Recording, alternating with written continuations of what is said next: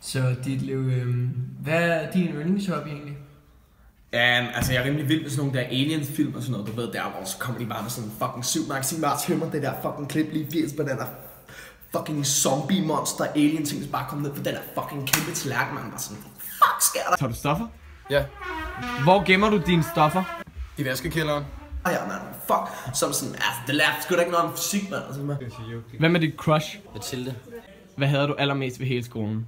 Mathilde. Hvad er det bedste, der er sket for dig her? Mathilde. Hvor tit hygger du dig her på skolen? Kom bare ned og tømmer bare syv fucking magasin, bare Aldrig. døren bare bang, den skal ikke en skid, nu bare væk med alt det der lort, fyr. Hvad er den bedste by i Danmark?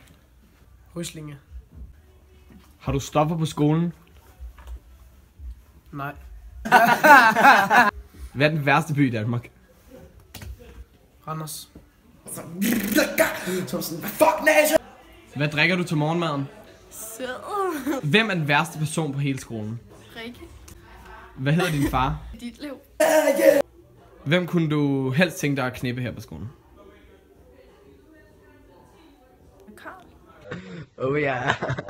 Man, så er de bare sådan, kom bare syv motherfuckers med sådan, man har ikke set noget fucking lignende, så er det bare sådan.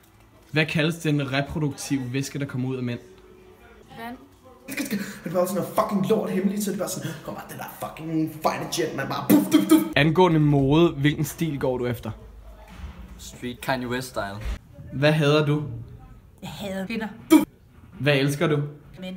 Plukker så meget hele byen, fucking. Hvad er det, man ikke må her på skolen?